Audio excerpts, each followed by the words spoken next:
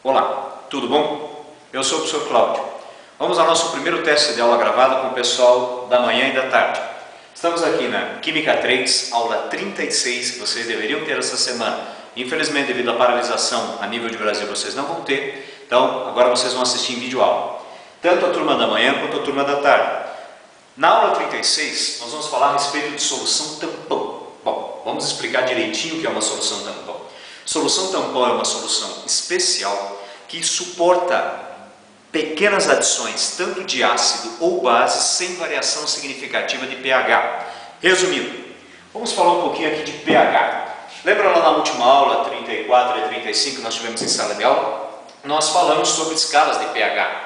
A escala de pH trivial que nós temos vai de 0 até 14, isso a 25 graus Celsius, que é o padrão que nós mantemos lá de temperatura.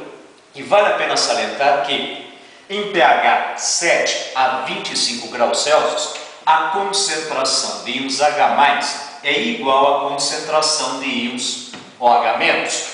Isso determina que a solução que tem pH 7 é neutra. Neutra por quê? Porque as concentrações de ácido que dizem respeito ao H+, e as concentrações de base que dizem respeito ao OH- são iguais. Isso garante neutralidade. Então, a água pura a 25 graus Celsius tem pH 7, concentração de H+ igual a de OH-. Logo, se eu pegar essa água pura e pingar qualquer quantidade de uma substância ácida, eu vou ter um deslocamento da escala de pH de 7 para valores inferiores a 7. Ou seja, eu vou vir para a região que nós vimos em sala de aula, que é conhecido como região ácida, que é qualquer valor abaixo de 7. Vale a pena salientar que nessa região a concentração de H+ é superior à de OH-.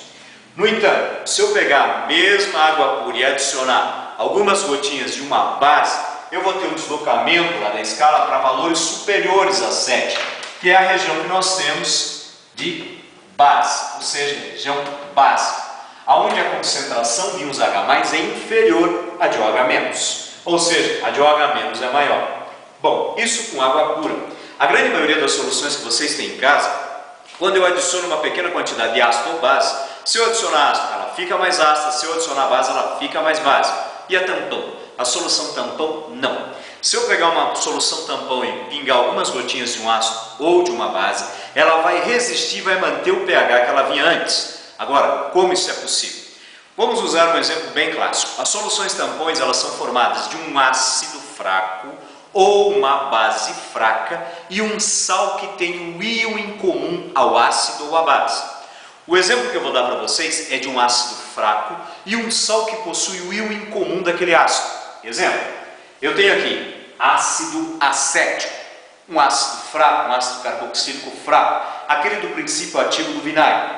Então nós temos ácido acético não ionizado aqui em meio aquoso, entrando em equilíbrio com sua base conjugada, que é o íon acetato, e os seus íons H+. Isso tudo em meio aquoso.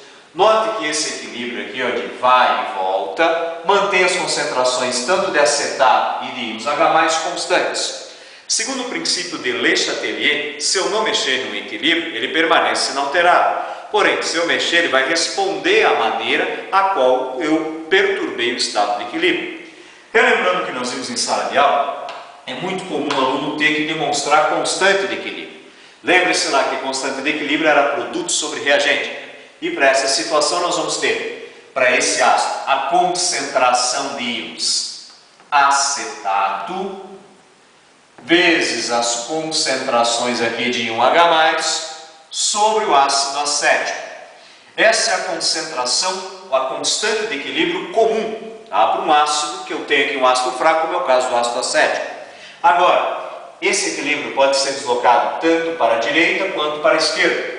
Segundo a lei de diluição de Ostwald, que nós vimos em sala de aula, se eu adicionar água a um eletrólito fraco, como é o caso do ácido acético, eu vou ter um aumento do valor de alfa, que é a constante, o grau de ionização. E, consequentemente, eu vou ter um deslocamento no sentido direto, ou seja, aumentaria as concentrações de íons acetato e de íons H+. No entanto, se eu não adicionar água, não retirar, essas concentrações permanecerão constantes. E se porventura eu colocasse nesse meio, que está em equilíbrio de concentrações constantes, esse sal que é o acetato de sódio.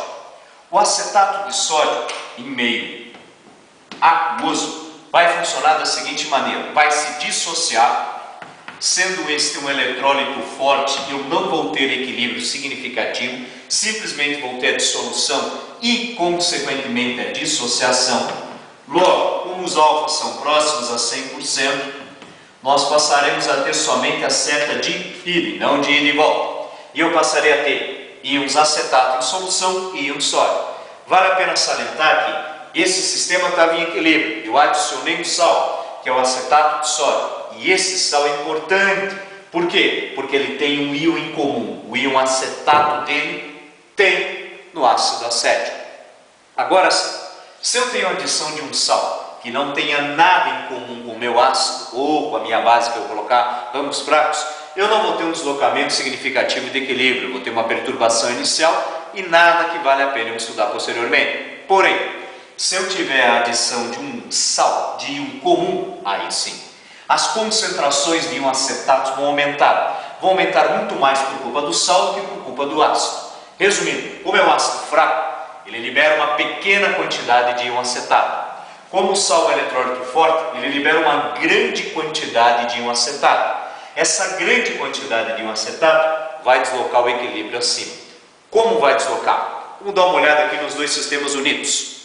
Observe na parte de cima que nós temos o ácido acético em equilíbrio e o íon aqui acetato proveniente da dissociação do sal acetato de sódio. A concentração de acetato vai aumentar no sistema. O sódio é comum somente ao sal, não atrapalha o equilíbrio de cima. O H+ é comum somente ao ácido, não é atrapalhado também por nenhum outro íon. Porém, o acetato sim.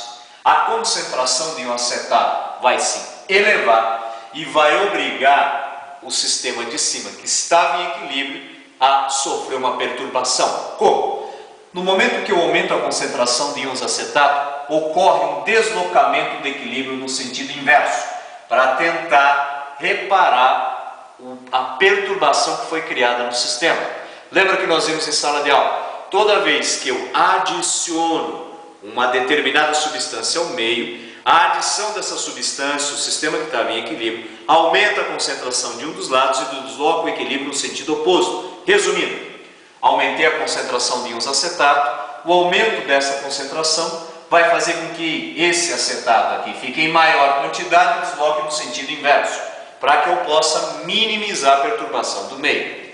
Logo, aí é que começa a entrar a solução tampão. Olha o nosso sistema, ácido fraco e sal de íon comum.